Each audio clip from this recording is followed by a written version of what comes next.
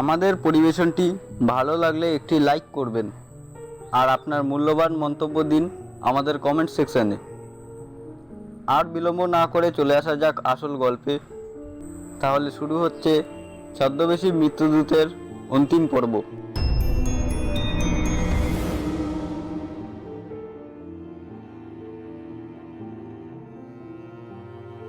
ফাদারের নির্দেশিত উপায়, ভ্যাম্পায়ারকে শেষ করতেই হবে তাকে। মরতে হয় শয়তানটাকে মেরে, তবেই সে মরবে। তার আগে কোনোভাবেই ধরা দেবে না সে। বুকের ক্রসটি চেপে ধরে নিজের ঘরের দিকে এগিয়ে যায় জেমস। বার্মিংহাম শহর ভ্রমণপ্রিয় মানুষদের কাছে এক বিশেষ আকর্ষণ, বিশেষ করে বছরের এই সময়টা যখন তুষারাবৃত শীতকাল বিদায় নিয়ে প্রকৃতির রঙ্গমঞ্চে উঁকি দেয় রঙিন বসন্ত। তখন এই শহর এক অপরূপ সাজে সেজে ধরা দেয় মানুষের চোখে।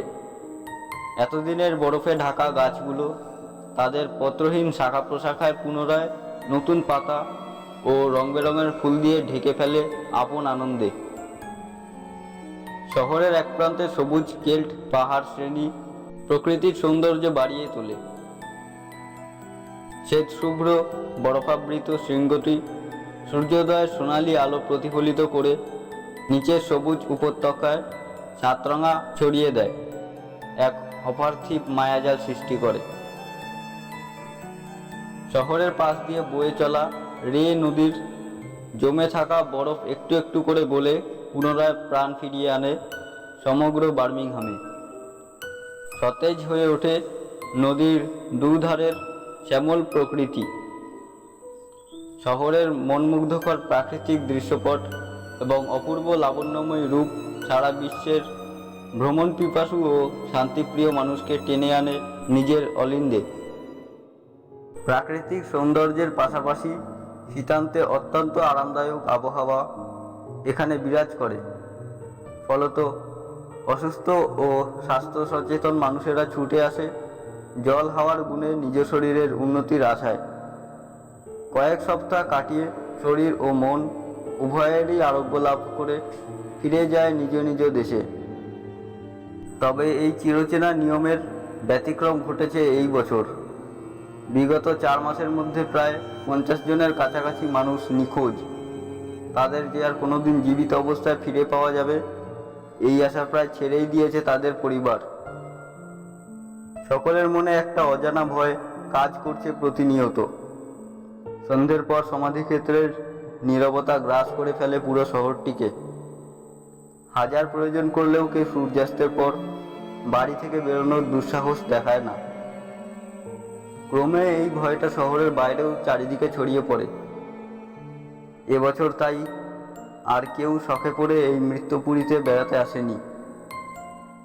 এককালের প্রাণবন্ত বার্মিংহাম শহর আজ খাঁ খাঁ করছে, যেন বার্ধক্যের তাড়নায় মৃত্যুর জন্য অপেক্ষা করে আছে শহরটা।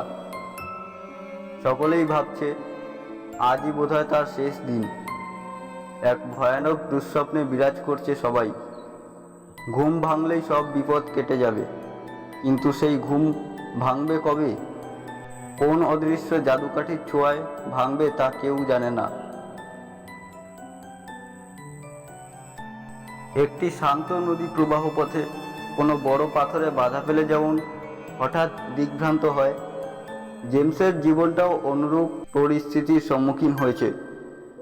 বিগত 3 দিনের ভয়ঙ্কর ও শোকাহত ঘটনা প্রবাহ জেমসের অতি সাধারণ জীবনে আমূল পরিবর্তন এনে দিয়েছিল। উৎকণ্ঠা ও ভীতির আতিশয্যে তার স্বাভাবিক চিন্তাধারাও সম্পূর্ণ ভিন্ন খাতে বইতে শুরু করেছে।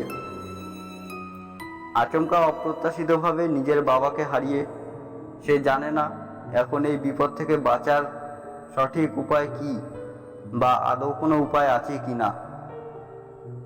সে এখন সম্পূর্ণ একা, ভীত ও বিপদগ্রস্ত। চার্চ থেকে বাড়ি ফিরে নিজের ঘরের দিকে যাচ্ছিল জেমস। সিঁড়ি দিয়ে উঠেই প্রথম ঘরটি তার বাবার। এখন সেখানে ওই অপদেবতার বাস। কি করছে সে এখন ঘরের ভিতরে? অদম্য কৌতূহলের ঝাপটায় জেমসের ভয়টা অনেকখানি দূরে সরে যায়। বন্ধ দরজায় কান পাতে, তবে কিছুই শুনতে পায় না ও। ভিতরে সবকিছুই যেন মৃত্যুর মতো নিস্তব্ধ, নিষ্প্রাণ। এবার দরজার চাবির ফুটোয় চোখ রাখলো জেমস। ঘরের একটা অংশ ওর চোখের সামনে ফুটে উঠল। একটা জানলা দিয়ে পড়ন্ত বিকেলের আলো এসে ওই অংশটিকে আলোকিত করেছে। জেমস দেখল ঘরের সেই অংশের মেঝে তাজা রক্তের টকটকে লাল, আর সেই রক্তিম মেঝের ওপর এক অদ্ভুত ভঙ্গিতে ভেসে রয়েছে ওর বাবার রূপধারী সেই ভ্যাম্পায়ার। এসব কি সে সত্যিই দেখছে, নাকি সবটাই তার ভ্রম? তখন মাঝরাত। বিছানায় শুয়ে আকাশ পাতাল ভাবছিল জেমস। দু চোখের অশ্রুধারা বালিশ ভিজিয়ে দিচ্ছিল ক্রমাগত। সারাদিনের ক্লান্তিতে শরীর ও মন অবসন্ন হয়ে এলেও নানান চিন্তায় চোখে ঘুম নেই তার। শুয়ে শুয়ে দুপুরের ঘটনাটির কথা ভাবছিল জেমস। এও কি সম্ভব? এতটা ভুল দেখল সে? তার স্পষ্ট মনে আছে চাবির ফুটো দিয়ে তার বাবার ঘরে চোখ রেখে সে রক্তাক্ত মেঝের উপর তার বাবাকে ভাসমান অবস্থায় দেখেছিল। কিন্তু পরক্ষণেই চোখ রগড়ে তাকাতেই সে দেখে ঘরে সেই জায়গাটা ফাঁকা, একদম পরিষ্কার, কোথাও রক্তের ছিটে ফোঁটাও নেই। হতবুদ্ধি জেমস ঘটনাটা কিভাবে হলো ভাবছে, ঠিক তখনই পিঠে একটা ঠান্ডা হাতের স্পর্শ টের পেল। ঘুরে তাকাতেই চমকে দেখল তার বাবা পিছনে দাঁড়িয়ে, মুখে একটা নিষ্ঠুর হাসি। ধনুকত্যাগী তীরের মতো ছিটকে দাঁড়িয়ে পড়ল জেমস। এক মুহূর্তও আর ওই মুখের দিকে তাকিয়ে থাকতে পারেনি সে। এক দৌড়ে নিজের ঘরে ঢুকে দরজা বন্ধ করে দিয়েছিল। তারপর একবারের জন্য আর দরজা খুলে বাইরে বের হয়নি। দুপুর থেকেই এই বিছানায় আশ্রয় নিয়েছে সে। তার শুধুই মনে হতে থাকে ওই শয়তান সবকিছু বুঝে ফেলেছে, আর তাই বাবার পর এবার তার পালা উপস্থিত। রাতের এক প্রহর অতিবাহিত। চাঁদের আলো খোলা জানালা দিয়ে বিছানার পাশে এসে পড়েছে। তাতে জেমসের পায়ের দিক একাংশ ও খাটের পাশে কিছুটা ঘরের মেঝে আলোকিত হয়েছে। মাঝে মাঝে চাঁদের উপর দিয়ে অবাধ্য মেঘ বিচরণে ঘরে আলো আঁধারির এক মায়াবী জগৎ তৈরি হয়েছে। সেদিকে তাকিয়ে থাকতে থাকতে জেমসের একটু তন্দ্রা লেগে গিয়েছিল। হঠাৎ ঘরের যে জায়গায় চাঁদের আলো এসে পড়েছিল সেই জায়গায় একটা জিনিস দেখতে পেয়েই জেমসের তন্দ্রা কেটে গেল।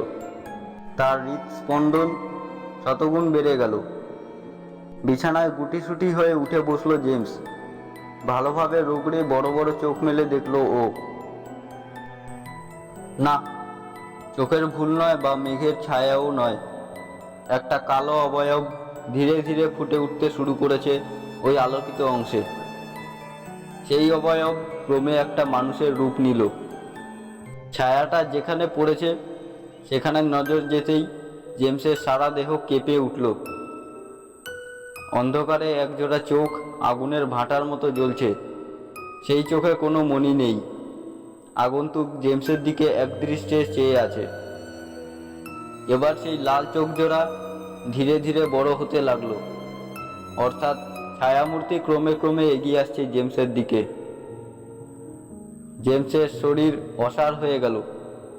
তবে কি মৃত্যু এবার সত্যিই উপস্থিত? ছায়ামূর্তি এখন আরও কিছুটা এগিয়ে এসেছে জেমসের দিকে। জানালা দিয়ে আসা চাঁদের আলোয় আবছাভাবে তাকে দেখতে পাচ্ছে জেমস।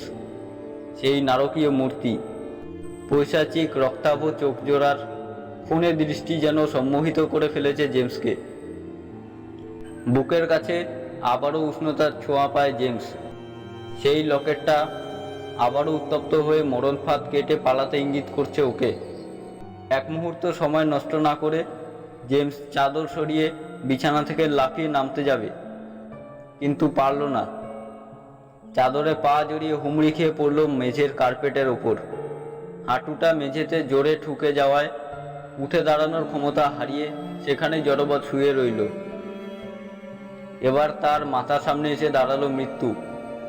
গলার কাছে হাত দিয়ে লকেটটা অনুভব করতে চাইল জেমস, কিন্তু তার হাত বক্ষদেশে ঘুরে ফিরে এলো। ধাতব লকেটের কোনো হদিশ পাওয়া গেল না। তাহলে কি খাট থেকে পড়ে যাওয়ার সময় সেটা কোনোভাবে ছিঁড়ে অন্য কোথাও পড়ে গেল? সর্বনাশ! এবার কি হবে? একমাত্র বাঁচার আশাটিও শেষে হারিয়ে গেল। সাক্ষাৎ মৃত্যু তার শিয়রে দণ্ডায়মান। এক নিঃশ্বাসে প্রভু খ্রিস্টের কাছে প্রার্থনা করতে থাকে ও। একমাত্র সর্বশক্তিমান ঈশ্বরই বাঁচাতে পারেন তাকে। তবে কিছু বুঝে ওঠার আগেই ওর গলায় প্রচণ্ড টান অনুভূত হলো, আর পর মুহূর্তেই ও শূন্যে উঠে গেল। আগত ভ্যাম্পায়ার তার বজ্রমুঠিতে ওর গলা চেপে শূন্যে তুলে ধরেছে তাকে। অসহায় পা দুটি ছটফট করতে থাকে কোনো অবলম্বনের আশায়। গলায় তীব্র চাপ অনুভব করতে শুরু করেছে জেমস। ধীরে ধীরে সেই চাপ আরও বাড়তে থাকে। কঙ্কালসার 5টি আঙুলের নাগপাশে দম বন্ধ হয়ে আসে তার। গায়ের সমস্ত শক্তি একত্র করে ক্রমাগত হাত পা ছুটতে থাকে জেমস, কিন্তু ভ্যাম্পায়ারের অসীম শক্তির কাছে তার সকল প্রয়াস বিফলে যেতে থাকে। ভ্যাম্পায়ারের মুখটা একবারের জন্য ভালো করে দেখতে পায় ও, আর দেখেই শিউরে ওঠে। জেমস যা দেখল তা ওর সারা জীবনের দুঃস্বপ্নের কারণ হওয়ার জন্য যথেষ্ট। ভ্যাম্পায়ারের মুখের একাংশের মাংস যেন কিছুতে খুবলে খেয়েছে। সেখানে করটির অস্থিবিন্যাস স্পষ্টভাবে দেখা যাচ্ছে। একদিকের চোখের মণি কোটর থেকে বাইরে বেরিয়ে ঝুলে আছে। অজস্র কাটাছেঁড়া বিশিষ্ট মুখের চামড়া থেকে মাংস ঝুলে পড়েছে, আর সেখানে কিলবিল করছে অসংখ্য নরমাংসভোজী কীটের দল। হা করা মুখ থেকে বেরিয়ে আসা পচা রক্তমাংসের ভয়ঙ্কর দুর্গন্ধ শ্বাস প্রায় রোধ করে দিতে থাকে তাকে। পেটের ভেতর সবকিছু গুলিয়ে ওঠে জেমসের। একটা তীব্র গর্জন করে জেমসের গলাটা আরো জোরে চেপে ধরে ভ্যাম্পায়ার। সারা শরীর তীব্র যন্ত্রণায় ঝনঝন করে ওঠে জেমসের। সে বুঝতে পারে তার অন্তিম সময় উপস্থিত। 2 ফোঁটা জল গড়িয়ে পড়ে তার গাল বেয়ে। ভ্যাম্পায়ারের ধারালো সদন্ত দুটি এখন তীব্র রক্ততৃষ্ণায় লোলুপ হয়ে উঠেছে। এগিয়ে আসতে থাকে জেমসের উন্মুক্ত ঘাড়ের দিকে। বাঁচার কোনো আশা নেই বুঝে চোখ বন্ধ করে ফেলে জেমস। ঘাড়ের কাছে এখন একটা তীব্র ব্যথা অনুভব করে ও। ঠিক তখনই ঘরের দরজাটা দরাম করে খুলে যায়। ভেতরে ঢুকে আসেন ফাদার জর্জ। একটা মন্ত্র পড়তে পড়তে হাতের ক্রসটা সজোরে চেপে ধরেন ভ্যাম্পায়ারের পিঠে। বিদ্যুৎ পৃষ্ঠের মতো একবার উঁকিয়ে ওঠে শয়তানটা। জেমসকে ছেড়ে দিয়ে পিছন ফিরে ফাদারকে আক্রমণ করতে উদ্যত হয় সে। তার এই দানবীয় রূপ দেখে ফাদার খানিকটা চমকে যান, আর সেই সুযোগে তীব্র হুঙ্কার দিয়ে ভ্যাম্পায়ার ফাদারকে শূন্যে তুলে ছুঁড়ে ফেলে দরজার উপর, আর তারপর খোলা দরজা দিয়ে অদৃশ্য হয়ে যায়। দরজায় লোহা ছিটকিনিতে কপাল কেটে গল গল করে রক্ত বেরিয়ে আসে তার। পা ও কোমরেও যথেষ্ট আঘাত পান ফাদার। জেমস ওনাকে কোনো রকমে উঠিয়ে একটা চেয়ারে বসিয়ে দেয়। কপালের ক্ষতস্থানে একটা কাপড় বেঁধে জানতে চায় জেমসের বিপদ তিনি কিভাবে বুঝতে পারলেন। ফাদার যথেষ্ট চোট পেয়েছেন, ওঠার মতো অবস্থায় নেই তিনি। তাও অতি কষ্টে হাতের ক্রসটা জেমসের দিকে এগিয়ে দিয়ে কাঁপা কাঁপা কণ্ঠে বলেন, এখন বেশি কথা বলার সময় নেই। আজকের পূর্ণিমা তিথি খুবই অশুভ। পবিত্র ক্রসের আঘাতে ভ্যাম্পায়ারের কিছুটা শক্তি হ্রাস হয়েছে বটে, কিন্তু সে কবরস্থানে তোমার বাবার মৃতদেহের সাহায্যে এই অশুভ লগ্নে সমস্ত অশুভ শক্তিদের জাগিয়ে তুলে অপরিসীম ক্ষমতা আয়ত্ত করার চেষ্টা করবে। আর তারপর সেই অসীম শক্তিশালী শয়তান হামলা করবে এই শহরের ওপর। তখন তাকে প্রতিরোধ করা অসম্ভব হয়ে যাবে। যা করার তোমাকে আজ রাতেই করতে হবে, তা ভ্যাম্পায়ারের স্বার্থসিদ্ধির পূর্বেই। সবার আগে জেকব অলিভারের মৃতদেহটা জ্বালিয়ে দিতে হবে, যাতে শয়তানটা নতুন মৃতদেহ ধারণ করতে অপারগ হয়। এই শহরের স্বার্থে তোমাকে সফল হতেই হবে জেমস। এই ক্রসটাকে সাবধানে রাখবে। যতক্ষণ ওটা তোমার কাছে আছে ও কোনো ক্ষতি করতে পারবে না তোমাকে।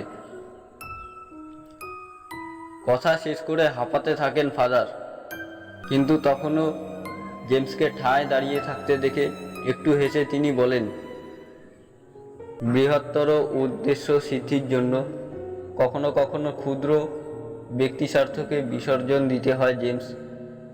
আমার কথা ভেবো না তুমি। বার্মিংহাম শহরের সকল মানুষ আজ অসহায়, মৃত্যুর প্রহর গুনছে সবাই। তাদের তোমায় বাঁচাতেই হবে। তুমি যাও, আর বেশি সময় নষ্ট করলে হয়তো আফসোস করা ছাড়া আর কোনো উপায় থাকবে না। তুমি নিজের খেয়াল রেখো, ঈশ্বর তোমার মঙ্গল করবেন। ফাদারের নির্দেশ আর অগ্রাহ্য করতে পারল না জেমস। তার ভীতি কিছুটা প্রশমিত হওয়ায় বিষয়টির গাম্ভীর্য উপলব্ধি করে দৌড়ে ঘর থেকে বেরিয়ে এলো।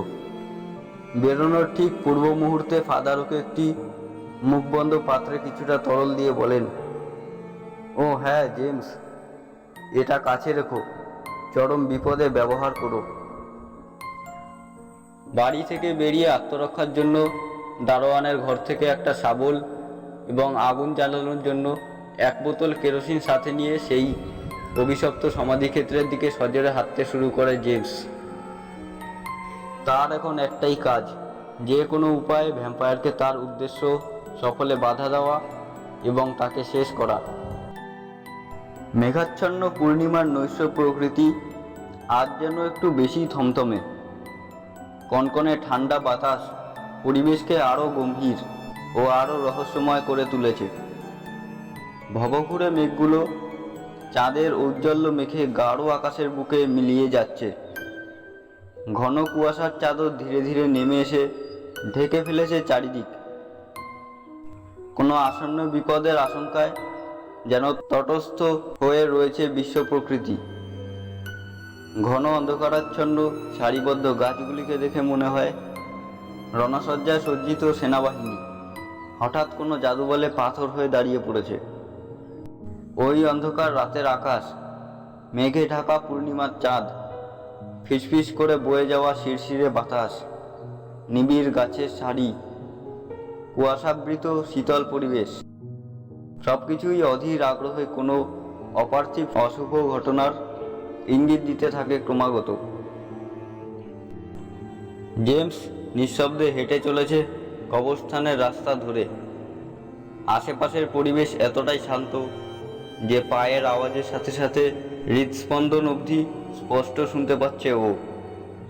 যত এগোচ্ছে ততই ওর বুক ধড়াস ধড়াস করে উঠছে। ফাদারের দেওয়া ক্রসটি শক্ত করে বুকে চেপে একটানা ঈশ্বরের কাছে প্রার্থনা করে চলেছে। প্রায় মিনিট 10 এভাবে হাঁটার পর চাঁদের ম্লান আলোয় জেমস দেখতে পেল তাকে। ওর থেকে মিনিট 15 দূরে হেঁটে চলেছে কালো ছায়ামূর্তিটা, শয়তান ভ্যাম্পায়ার। ভ্যাম্পায়ারকে অনুসরণ করা মানে নিশ্চিত মৃত্যুর পিছু নেওয়া, কিন্তু জেমস নিরুপায়। ক্রসটাকে আরও জোরে চেপে ধরে কম্পিত বক্ষে অনুসরণ করতে থাকে ছায়ামূর্তিকে। হঠাৎ সেই ছায়ামূর্তি দাঁড়িয়ে পড়ে, ঘুরে তাকায় জেমসের দিকে। তার লাল চোখ দুটো আগুনের ভাটার মতো জ্বলছে। সেই দৃষ্টি পার্থিব নয়, নরককুণ্ড থেকে উঠে আসা সাক্ষাৎ মৃত্যুর পরোয়ানা। ওকে দেখে ফেলেছে ছায়ামূর্তি। এখন সে আর ছায়ামূর্তি মুখোমুখি। জেমসের হৃৎপিণ্ড তীব্র লয়ে লাফাতে শুরু করেছে। ও বুঝতে পারে মৃত্যু আসন্ন, কিন্তু ওকে যে আজ কাজটা শেষ করতেই হবে। বুকের ক্রসটা শক্ত করে চেপে ধরল জেমস। রুদ্ধশ্বাসে প্রভু জেসাসের কাছে প্রার্থনা করতে থাকে, হে সর্বশক্তিমান ঈশ্বর, আমায় শক্তি দাও, আমি যেন সব পাপের শেষ করতে পারি। আমি ব্যর্থ হলে যে শহরের মানুষগুলোর বড্ড বিপদ, আমায় শক্তি দাও প্রভু। ভ্যাম্পায়ার কিন্তু জেমসকে দেখে কোনো প্রতিক্রিয়া ব্যক্ত করে না। ঘাড় ফিরিয়ে একইভাবে এগোতে লাগলো কবরস্থানের দিকে। তার এখন প্রধান উদ্দেশ্য এই উপযুক্ত নক্ষত্র যোগে শয়তানের আরাধনা করে অসীম ক্ষমতা লাভ করা, যার পর সে হয়ে উঠবে অজেয়, এই আরাধনার জন্য তার প্রয়োজন সদ্য কবরস্থ একটি মৃতদেহ, জেমসের বাবা জেকব অলিভারের মৃতদেহ। কোনো এক জাদু বলে সেই মৃতদেহকে এখনো তাজা ও অক্ষত রেখেছে সে, এতটুকুও পচন ধরেনি তাতে। সেই মৃতদেহ উৎসর্গ করলেই বর্তমানের পচে যাওয়া জীর্ণ গলিত মৃতদেহ ছেড়ে ওই পুরুষটু মৃতদেহে অধিকার করতে পারবে এবং হয়ে উঠবে চরম শক্তিশালী।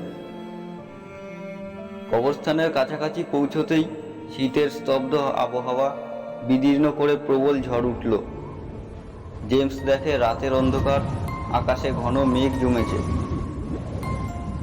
চোখ ধাঁধানো তীব্র বিদ্যুতের ঝিলিক ফাটল ধরিয়ে দিচ্ছে দূরের কালো দিগন্ত। শতাব্দী প্রাচীন সমাধিক্ষেত্রের অতল থেকে উঠে আসা দমবন্ধ করা এক অভিশপ্ত নিঃশ্বাস ঘূর্ণিঝড়ের মতো ঘুরপাক খেয়ে যাচ্ছে চতুর্দিকে। ভেঙে পড়া প্রস্তর ফলকগুলি তীর তীর করে কেঁপে উঠেছে বারংবার। জেমসের ষষ্ঠেন্দ্রিয় জানান দিয়ে গেল অকস্মাৎ এই প্রাকৃতিক দুর্যোগ আদতে অগ্রিম বিপদের সতর্কতা। একটা তীব্র হাওয়ার ঝাপটা জেমসকে কবরস্থানের দিকে এগোতে বাধা দিতে থাকে। ঝড় আচমকা এতটাই বেড়ে উঠেছে যে দাঁড়িয়ে থাকা প্রায় দুষ্কর হয়ে পড়েছে। ও বোঝে এই অসময়ে প্রবল ঝড়, বজ্রবিদ্যুৎ, দুর্যোগ সবটাই শয়তান ভ্যাম্পায়ারের কার্যসিদ্ধির পথে জেমসকে আটকানোর কৌশল। কিন্তু আজ এই পৃথিবীর কোনো অশুভ শক্তি ওকে আটকাতে পারবে না। জেমস মাটিতে উপুড় হয়ে শুয়ে পড়ে, বুকে হেঁটে ক্রমে অগ্রসর হয় কবরস্থানের দিকে, ঠিক যেন কোনো কাঁকড়া বিছে অতি সন্তর্পণে এগিয়ে যাচ্ছে তার শিকারের উদ্দেশ্যে। মেঘের সকল শাসন ছিন্ন করে ফোঁটা ফোঁটা জলকণা ছুটে আসতে শুরু করেছে ধরিত্রীর দিকে। বৃষ্টির প্রতিটি ছন্দে সেই নির্দিষ্ট সমাধির মাটি সরে যেতে থাকে একটু একটু করে, আর কাঠের কফিনটা পৃথিবীর গভীর থেকে ধীরে ধীরে উঠে আসে উপরের খোলা আকাশের বুকে। বৃষ্টির এক একটি ফোঁটা কফিনের চারিদিকে অবিনস্ত ছড়িয়ে থাকা শক্ত মাটির স্তূপকে কলঙ্কিত করে তুলেছে। শূন্যে ভেসে সমাধির চারিদিকে ভ্যাম্পায়ার আবর্তন করে চলেছে ক্রমাগত। তার অমোঘ মন্ত্রের টানে ক্রমশ জেগে উঠছে অতল নরকের এক এক ভয়াবহ মৃত্যুদূত সম শয়তান। তাদের সাক্ষী রেখে পরবর্তী ক্রিয়াকলাপে ব্রতী হবে ভ্যাম্পায়ার।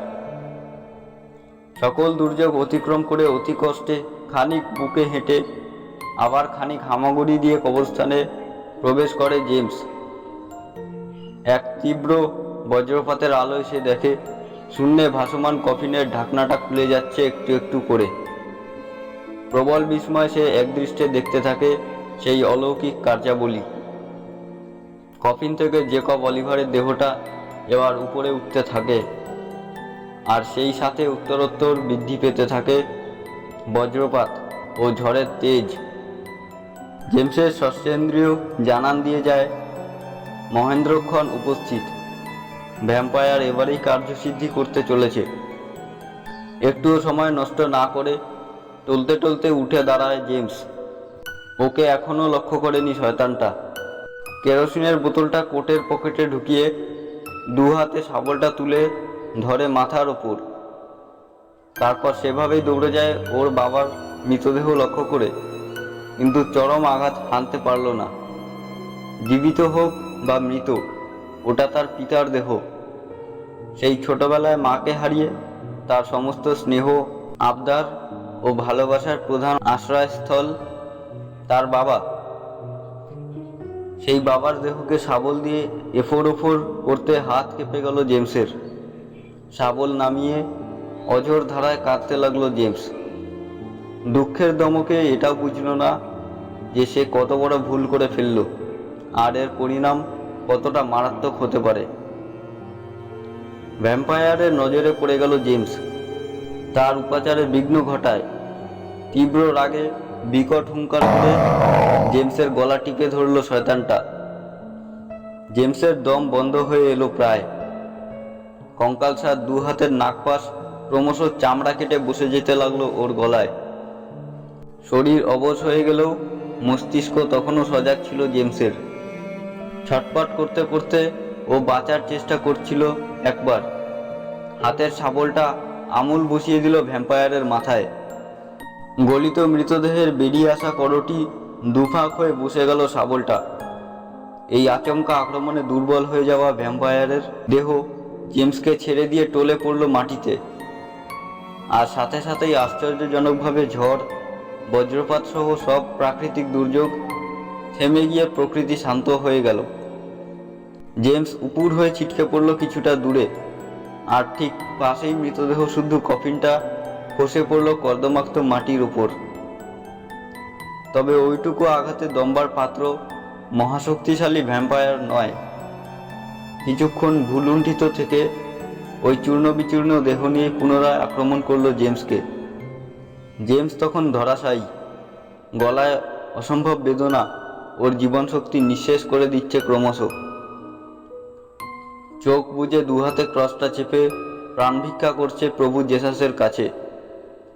ভ্যাম্পায়ার ঝুঁকে পড়ে জেমসের মুখের ওপর, যেন পরখ করে নিতে চায় সে বেঁচে আছে কিনা।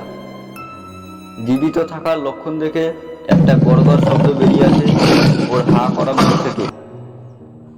জীবন্ত শিকার পেয়ে আনন্দিত হয়েছে শয়তানটা। প্রবল আক্রোশে তীক্ষ্ণ সাদন্ত দুটো বসিয়ে দেয় জেমসের গ্রীবায়। তীব্র যন্ত্রণায় কুঁকিয়ে ওঠে জেমস। অবশ হাত দুটো বৃথা প্রচেষ্টা করতে থাকে আত্মরক্ষার আশায়। হাতের মন্ত্রপুত ক্রসটিও যেন বিকল হয়ে গেছে। সেটি থাকা সত্ত্বেও শয়তানকে কাবু করতে না পেরে হতাশায় ঝিমিয়ে পড়তে থাকে জেমস। অজ্ঞান হওয়ার প্রাক মুহূর্তে কোনো রকমে তার কোটের পকেটে হাত চলে যায়। সেই পাত্রটা খুঁজে পায় যেটা ফাদার ওকে দিয়ে বলেছিলেন চরম বিপদের মুহূর্তে ব্যবহার করতে। তাতে কি আছে ওর অজানা, কিন্তু ওই চরম মুহূর্তে মৃত্যুর দোরগোড়ায় পৌঁছে বাঁচার শেষ অবলম্বন স্বরূপ হাতড়ে হাতড়ে বের করে আনে পাত্রটা। ভ্যাম্পায়ারের দেহটাকে নিজের দেহ থেকে সামান্য আলাদা করার চেষ্টা করে, একটুখানি সরাতে সক্ষম হয়, আর ওইটুকুই ওর জীবন আর মৃত্যুর মাঝে এক অদৃশ্য সুরক্ষা প্রাচীর নির্মাণ করে দেয়। ছুঁড়ে দেয় পাত্রটা শয়তানের রক্তস্নাত শরীর লক্ষ্য করে। কাচের পাত্র ভ্যাম্পায়ারের করটিতে সজোরে আঘাত করে ভেঙে চুরমার হয়ে যায়। ভেতরের তরল পদার্থ ঝরঝর করে বেরিয়ে ছড়িয়ে পড়ে ভ্যাম্পায়ারের সারা শরীরে। ওই অজানা তরলের ছোঁয়া লাগতেই এক আশ্চর্য ঘটনা ঘটে। প্রবল শক্তিশালী হিংস্র ভ্যাম্পায়ার তীব্র জ্বালায় প্রচণ্ড ছটফট করতে শুরু করলো, যেন হাজার আগুনের স্ফুলিঙ্গ একসাথে আঘাত করছে তাকে। তীব্র জান্তব চিৎকারে শব্দ সমাধিক্ষেত্রের নৈশ নিস্তব্ধতা ভেঙে চুরমার হয়ে গেল। সেই নারকীয় আর্তনাদে দূরের জঙ্গলে ভীত শিয়াল ও হায়নাদের দল আর্তস্বরে মরা কান্না জুড়ে দিল। সব মিলিয়ে আরও ভয়াবহ ও আরও ভয়ঙ্কর হয়ে উঠল চতুর্দিক। একটু পরে ছটফটানি থেমে গিয়ে নিথর হলো দেহটা। অতঃপর মৃত্যুর নিস্তব্ধতা নেমে এলো ওই আদিম মৃত্যুপুরীতে। এসব কিছুই জেমসের চিন্তাধারাকে আর প্রভাবিত করছে না। দুর্বল শরীর এই তীব্র আঘাত সহ্য করতে পারছে না। মাটিতে শুয়ে হাঁপিয়ে চলেছে একটানা। বুকে এত দ্রুত গতিতে হাঁপড় পড়ছে যেন প্রাণবায়ু এখনই বেরিয়ে আসবে। বেশ অনেক পরিমাণ রক্ত বেরিয়ে গেছে ওর শরীর থেকে। উপরন্তু গলার ক্ষতস্থান থেকে এখনো রক্তক্ষরণ হয়ে চলেছে অনবরত। ধীরে ধীরে ওর মাথায় একটা চিন্তার উদয় হয়। ফাদারের কাছে ও জেনেছিল ভ্যাম্পায়ারের সাথে লড়াই করার প্রধান অস্ত্র মন্ত্রপুত ক্রস ও হোলি ওয়াটার। কিন্তু তাতেও তো শক্তিশালী দানবটার এরকম পরিণতি হওয়ার কথা নয়। তাহলে কি ছিল ওই পাত্রে? আচমকা বিদ্যুৎ চমকের মতো ওর মাথায় খেলে যায় ব্যাপারটা। ব্লাড অফ ক্রাইস্ট, যিশুর পবিত্র রক্ত, যা সমস্ত অশুভ শক্তির অব্যর্থ প্রতিষেধক। রোমান ক্যাথলিক সম্প্রদায়ের খুব কম সংখ্যক উচ্চপদস্থ প্রিস্ট ও ফাদারের কাছে অতি গোপনে সুরক্ষিত থাকে এবং সেটা ব্যবহার করা হয় মানব সমাজের চরম বিপর্যয় রোধে। ফাদার জর্জ তাহলে সাধারণ কেউ নন। ওনার প্রতি শ্রদ্ধা ও ভক্তিতে জেমসের অন্তরাত্মা পরিপূর্ণ হয়ে উঠল। তবে ওর কাজ এখনো শেষ হয়নি। ভ্যাম্পায়ারের দেহ এখন নিথর বটে, কিন্তু কতক্ষণ শয়তান ওভাবে থাকবে তা অনিশ্চিত। ধীরে ধীরে ওঠার চেষ্টা করলো জেমস। ওর শরীর প্রায় ভেঙে পড়েছে, কিন্তু তাও সবটুকু মনের জোর একত্র করে কোনো রকমে উঠে দাঁড়ায়। আকাশে মেঘ কেটে গিয়ে পুনরায় পূর্ণিমার চাঁদ উঠেছে। সেই আলোয় অন্ধকার সমাধিক্ষেত্র এখন পরিষ্কার দেখতে পাচ্ছে জেমস। ওর অনুভূতি স্পষ্ট জানান দেয়, এবার সব বিপদ কেটে গিয়ে ওই মেঘমুক্ত পরিষ্কার আকাশের মতো সুদিন ফিরে আসবে। চারিদিকে ভালো করে তাকায় জেমস। ওর থেকে কিছুটা দূরে ভুলুণ্ঠিত পচা গলিত মৃতদেহটিকে দেখে এখন বিশ্বাস করতেও কষ্ট হয় যে সেটি এই বার্মিংহাম শহরের 50-এর উপর অধিবাসীর মৃত্যুর কারণ। উল্টো দিকে মেহগনি কাঠের কফিনটা দেখে বুকটা দুঃখে হু হু করে ওঠে জেমসের। দুফোঁটা জল গড়িয়ে পড়ে তার গাল বেয়ে। ও মনকে বোঝায় ফাদার নিজের জীবন বিপন্ন করে ওকে বাঁচিয়েছেন কেবলমাত্র এই শহরের বিভীষিকাময় দুর্দিনের অবসান ঘটানোর জন্য। আর তাই হাজার কষ্ট হলেও জেমসকে সেই কাজ সম্পূর্ণ করতেই হবে। ধীর পায়ে এগিয়ে যায় কফিনটার দিকে, বের করে আনে পিতার মৃতদেহ। এখন সেই দেহতে স্বাভাবিক পচন ধরেছে, অর্থাৎ ভ্যাম্পায়ারের সব মায়া শেষ হয়েছে। দুটি মৃতদেহকে পাশাপাশি শায়িত করে জেমস। অতঃপর কোটের পকেটে রাখা বোতল থেকে ভালো করে কেরোসিন ছিটিয়ে দেয় দেহ দুটির ওপর। নিজের জামা ছিঁড়ে একখণ্ড কাপড় একটা লাঠিতে জড়িয়ে নেয়। সেটা জ্বালিয়ে ছুঁড়ে দেয় দেহ দুটির দিকে। দাউ দাউ করে জ্বলে ওঠে দুটি মৃতদেহ। একটি তাজা জেকব অলিভারের মৃতদেহ এবং অন্যটি শতাব্দী প্রাচীন অভিশপ্ত এক দেহ। আগুনের গ্রাসে সকল নারকীয় হিংস্রতা, কপটতা, জান্তব প্রবৃত্তি, অভিশপ্ত রক্ততৃষ্ণা পুড়ে ছাই হয়ে যেতে থাকে। যে সমাধিক্ষেত্রে একদিন একটু ভুলের জন্য জেগে উঠেছিল নিষ্ঠুর অপদেবতা, আজ সেই সমাধিক্ষেত্রে ওই ভুলের মাসুলস্বরূপ এতগুলো তাজা প্রাণের আহুতি নিয়ে মুক্তি ঘটল অশুভের, অন্ধকারের। কালের ঘূর্ণিপাকে বার্মিংহাম শহরের এই রক্তক্ষয়ী মর্মান্তিক ইতিহাস হয়তো একদিন ঝরা পাতার মতো হারিয়ে যাবে। কিন্তু বহু বছর পরেও যখন এই শহরে কোনো বৃদ্ধ ঠাকুরদা তার নাতি নাতনিদের তাদের শহরের ভয়াবহ অতীতের কাহিনী শোনাবে, তখন তার গল্পে আবারও ফিরে আসবে ফাদার জর্জের বিচক্ষণতা, মহানুভবতা। আরও ধ্বনিত হবে জেমস অলিভারের এই আত্মত্যাগী সংগ্রাম।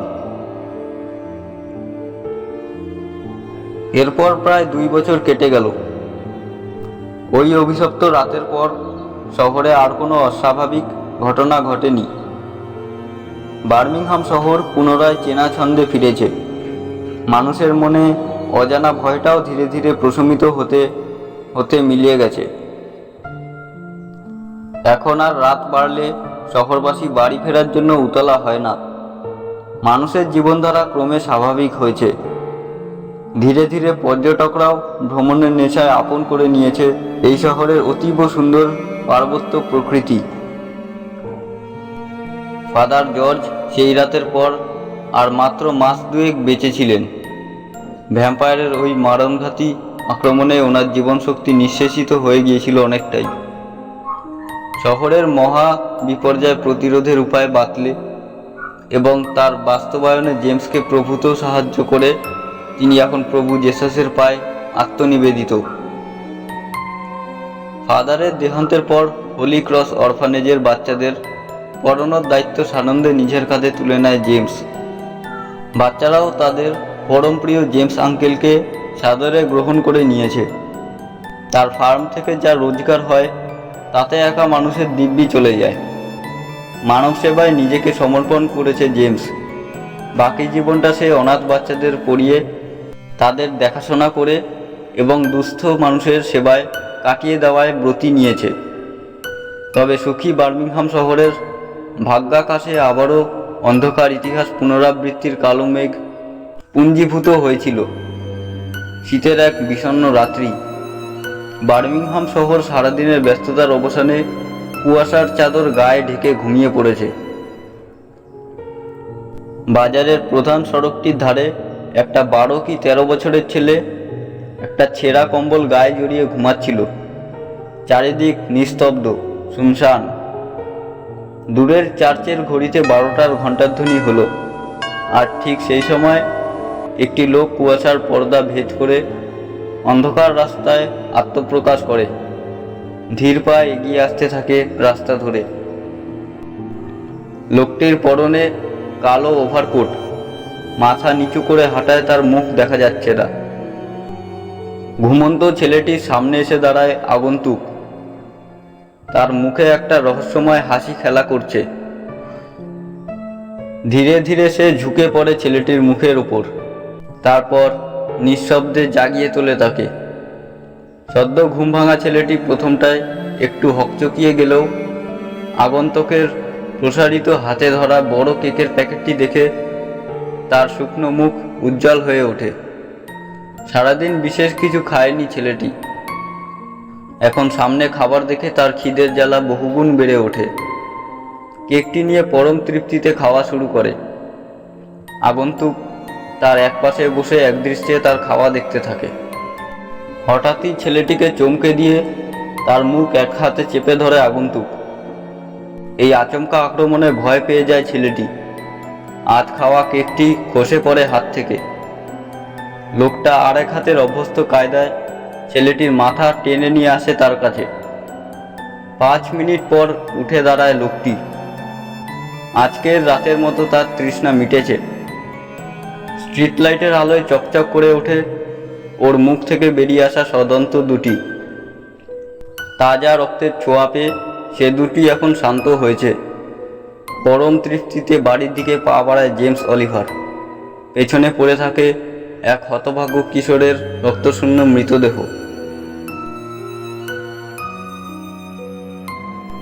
সমাপ্ত হলো লেখক দেবজিৎ ঘোষের লেখা ছদ্মবেশী মৃত্যুদূত। খুব শীঘ্রই আরও ভয়ঙ্কর আর রোমহর্ষ গল্প নিয়ে ফিরে আসব।